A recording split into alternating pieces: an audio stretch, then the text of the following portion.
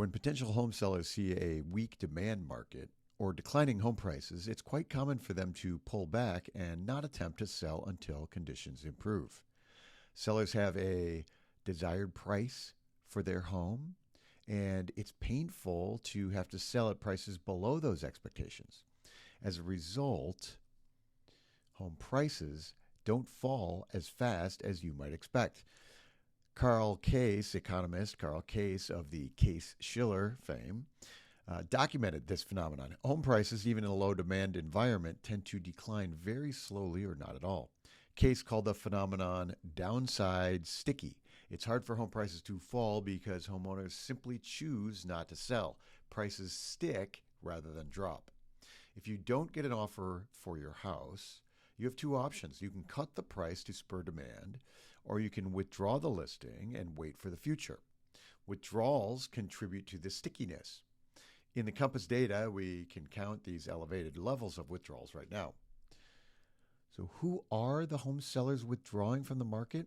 Through conversations I've had with real estate professionals across the country, the potential sellers who try and then withdraw the listing are typically those who purchased in the last 3 years. In many markets around the country, home prices are flat or fractionally lower over the last 3 years, and it's painful to sell at a loss. Another implication of the downside stickiness is that potential sellers don't even list in the first place. The result is limited inventory growth. It is important to note that right now, limited inventory is not just a seller side phenomenon. Home sales are inching higher too. So as supply finally grew back to old normal levels, it's now easier to get more transactions. In fact, we counted 5% more home sales newly pending this week than in the same week of 2024, 5%. All three of these conditions result in the supply of homes becoming limited. And that's what we're seeing right now. So nationally, inventory hasn't increased in 2 months.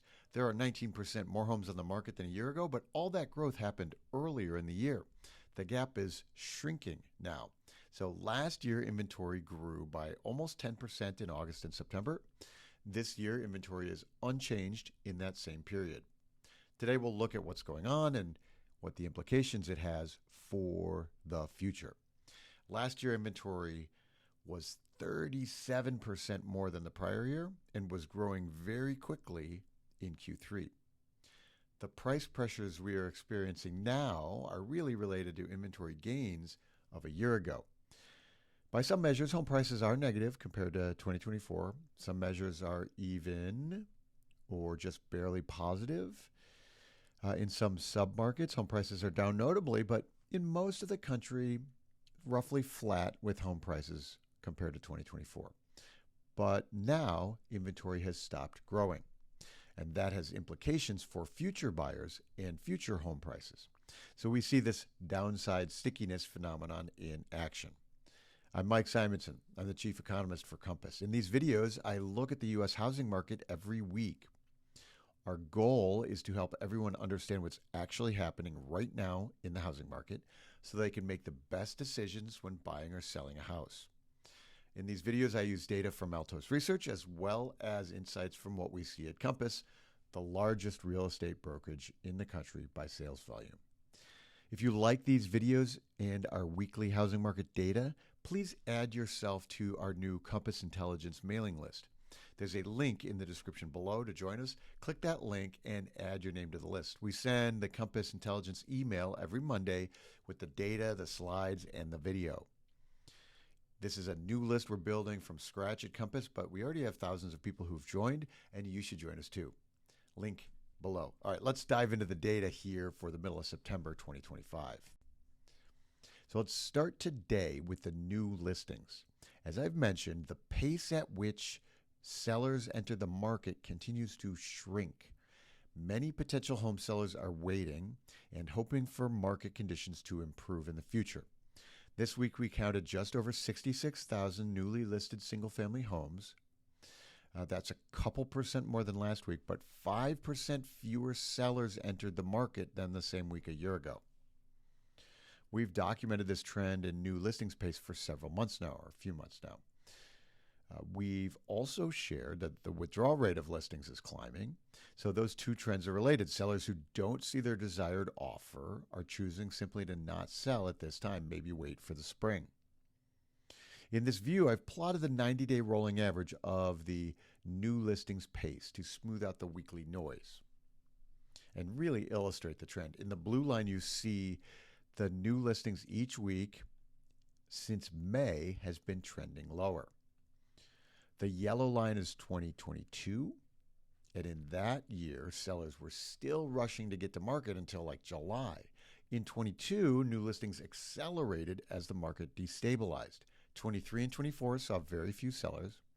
This year, 25 started with some growth. At the left side of the chart, you can see the blue line showed more sellers each week early in the year. But those sellers turned out were often dissatisfied with the demand available, so that growth is gone. As we look into 2026, it'll be hard for total home sales to continue to grow if there aren't many sellers. So the big question is if mortgage rates continue to decline and we see some uptick in buyer demand, will we see a bigger rush of sellers next spring? A positive scenario for the market would be that lower rates, increased demand, allows some sellers to try again, and the new listing rate in 2026 rises and transaction count goes up also. The first step will be watching this new listings rate climb. As of right now, the pace of new sellers is growing tighter. As I mentioned, the inventory of unsold homes on the market is not climbing. There are 863,000 single-family homes unsold on the market right now. That's up a fraction from last week, still below the peak in early August. There are another 225,000 condos on the market unsold. All in all, we're 19% more homes on the market than a year ago, but it's not climbing. Last year, inventory was rising quickly in late summer. This year, inventory is not climbing at all. There have been roughly 860,000 homes on the market now since late July. The three states with the most homes on the market, Texas, Florida, and California, all passed the peak of unsold inventory for the year. Last year at this time, those states' inventory were still building late in the summer. We've talked about slower new listing volume and higher withdrawal rates, but there are also slightly more sales happening each week than last year at this time.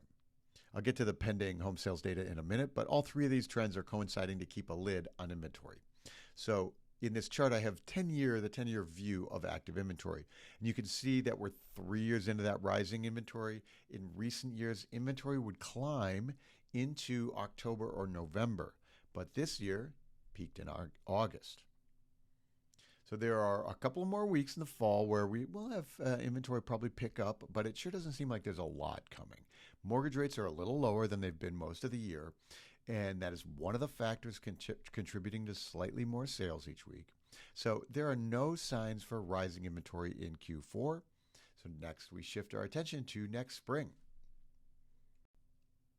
I've been surprised at home price stability over the last month.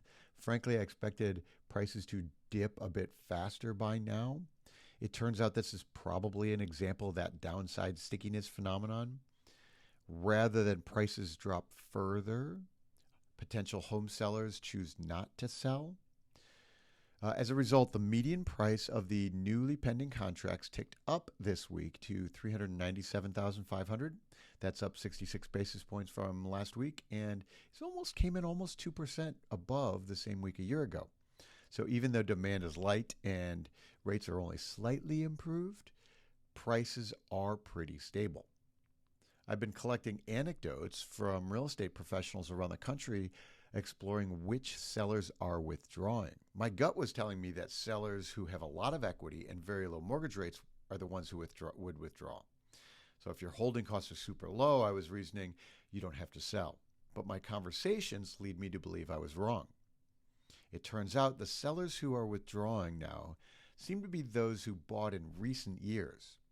In most parts of the country, if after transaction costs, if you've been in your house for less than 4 years, you may be underwater. These folks are very reluctant to sell. And so these are the folks who are the most sensitive to downside stickiness. Realizing a loss on a transaction is more painful than just holding. So this moment in 2024 was the cheapest mortgage rates got in a long time. And we're 20 basis points lower than where they are today. September and October last year saw prices firm up as mortgage rates hit those lows. So it could be that by October we see negative readings on prices. Maybe we get there. In this chart, I'm showing the median price of the weekly pending home sales. I'm using a 4-week rolling average here to smooth out some of the weekly noise. But you can see the jump in the purple line from last year at this time. You can also see the drop in the 2022 line, the yellow line. That's when rates spiked to unexpected highs. So the takeaway for home prices right now is that as of now, home prices nationally are holding ground better than I've expected. Downside stickiness means in most places, home prices don't fall very quickly, and declining mortgage rates could lift the trend like last year. I like to use the percentage of active listings with price reductions as a leading indicator for future sales prices. Price reductions are unchanged over the last several weeks at 41.5% of the active listings.